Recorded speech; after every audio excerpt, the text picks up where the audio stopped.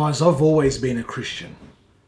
I've been a Christian my whole life. I was born into the faith, but it was only recently, probably in the last 2 years, that I've become a follower of Christ. See, I always identified as a Christian. However, although I identified as a Christian, I didn't identify myself as a follower of Christ. And what I mean by that is, up until, let's say about a year and a half ago, right? Year and a half to 2 years ago, let's say, something had sort of drawn me towards the Bible. Kind of like a magnetic field that was kind of pulling me towards the faith more. And it all started with the Bible. I decided one day that, you know what, all of the worldly things were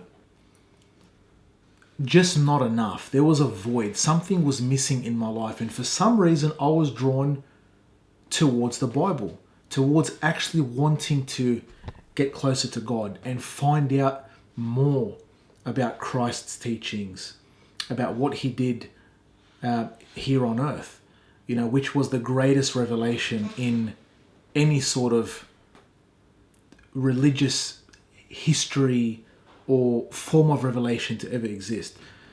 So, because of that gap, because of that void that I always felt was there, no matter what I was achieving in life, I always felt that there was something missing. And when I say that I identified as a Christian and that I was basically born into the faith, look, I tried to go to church as much as I can. There was years there where I'd only go sort of on Christmas and Easter. It wasn't until I started actually consuming a lot of content about the Christian faith. Anywhere from watching videos on YouTube about, the history, the patristic period, the early church fathers, to debates, with Christians debating people from other religions. And I really got into it. I started to learn a lot, and I felt like now becoming a follower of Christ has filled that void. And one of the main things that real Christianity has done to change my life is I've come to realize that the things of this world are fleeting, as they say in the book of Ecclesiastes. As the preacher teaches us in the book of Ecclesiastes, where things of this world are not really that significant when you look at the big picture. When you actually take a step back and realize, why am I getting upset about this? Why am I trying to chase this and that to try to fill that gap, to try to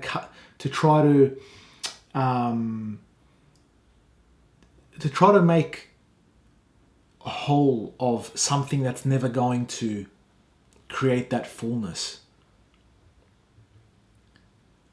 Until I started reading, I started learning, I started studying the teachings of Christ and trying to follow in his footsteps as much as I can. The things of the flesh are insignificant compared to life in the spirit. Life in the flesh is all about just wanting better things and, trying to chase the money and trying to chase the women and you see it all the time. The world has become an absolute mess because of lack of faith. What's happening in parliaments, what's happening around the world with war, with the killings, with husbands or wives cheating on each other, with men and women just being promiscuous and doing whatever they want and not caring and treating their bodies like absolute garbage. But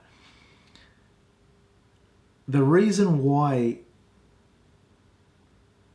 this is happening is because these people lack God. They lack Christ in their life. And Christianity has changed my life it's completely flipped it upside down. From the type of music that I enjoy, to the food that I eat, to how I want to look after myself, to how I want to absorb the right content and not infiltrate my mind with worldly crap.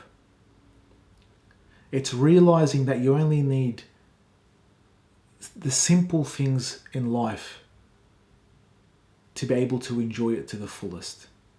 You don't need the most expensive cars. You don't need the most expensive watch. You don't need, all of your desires. You don't need those things. They are just worldly desires.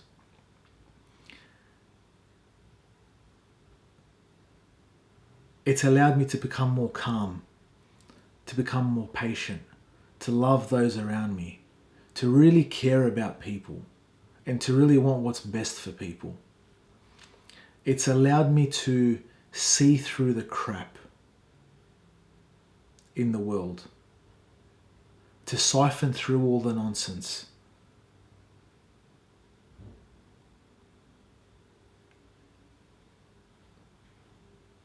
It's the best thing that's ever happened to me, between you and I. It's the absolute best thing that's ever happened to me. And once you start, it's very hard to turn back from it. And when I say start, right, I'm talking about really understanding what it is that you're reading. I'm probably on like my third round of the Bible now. Because the first time, the second time, even now the third time, reading things that I've read before, but they just haven't stuck. And coming around the third time, reading that chapter, reading that verse, you start to really realize what it is that God is trying to show you.